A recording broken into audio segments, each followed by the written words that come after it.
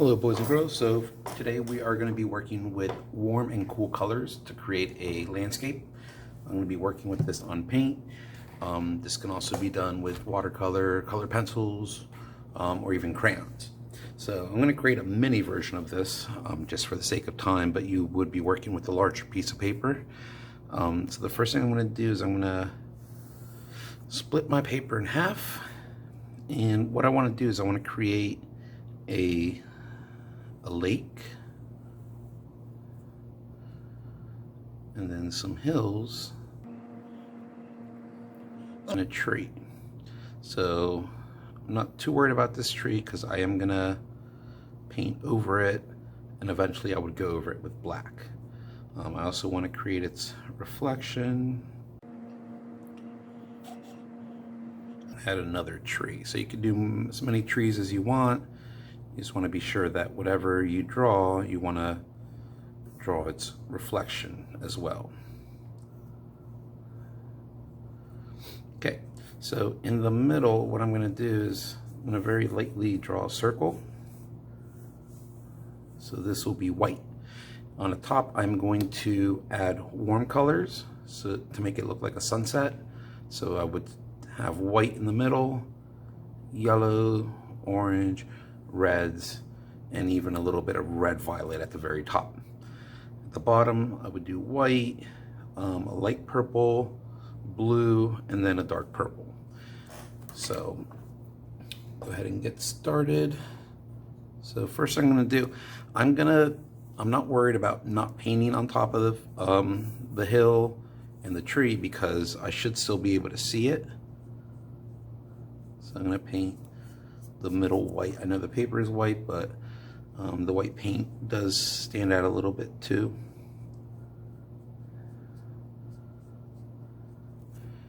Okay, and since we're using a lot of colors, you want to make sure that you clean your brush.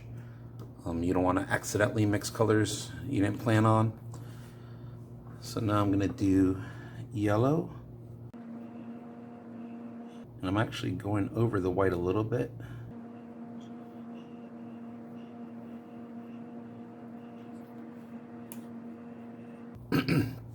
So now I'm going to do my orange. I'm actually going to start on top of the yellow a little bit so I can kind of get that to blend a little bit.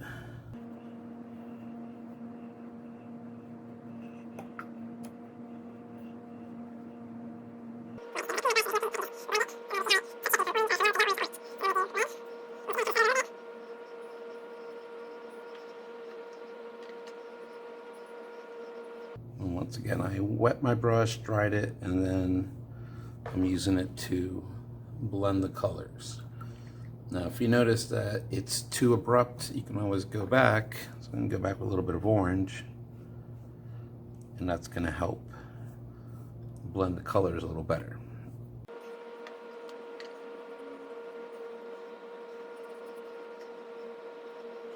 And I'm going to add some violet.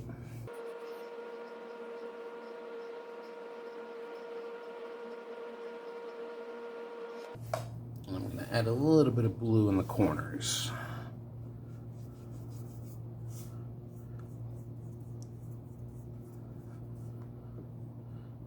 As you can see, it's good to have some paper on there so I don't have to worry about getting paint on my table.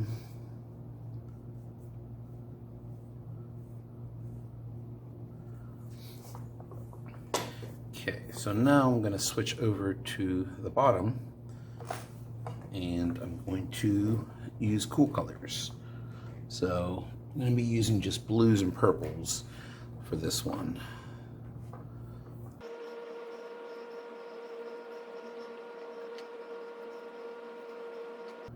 I'm actually going to put a little bit of white in there to lighten up that blue.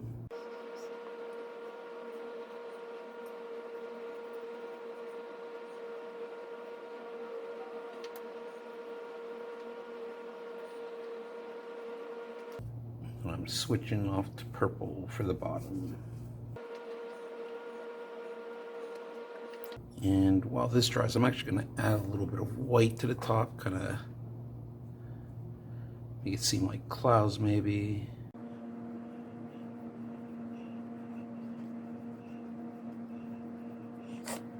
Okay, so now I have my background done. I could still see my trees pretty well, but I want to make sure that this dries completely before I color in the land and the trees with black. Depending, you can do the trees with a Sharpie and do the middle with a black, because it'll be a lot easier. So I'm just going to give this a couple minutes and let it dry. Okay, so gave it a couple minutes and let it dry. So what I'm going to do now is I'm going to, using a Sharpie, I'm going to draw my tree. Still a little wet, so you really want to make sure that it's completely dry.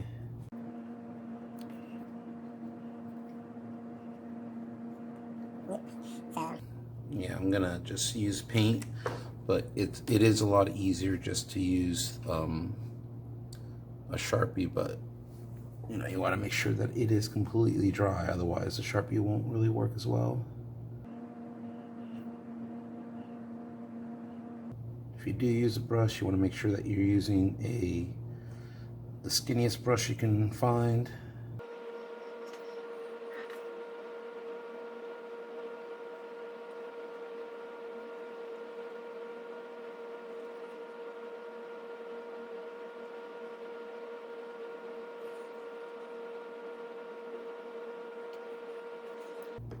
Okay, I'm gonna see if I can do Sharpie down here.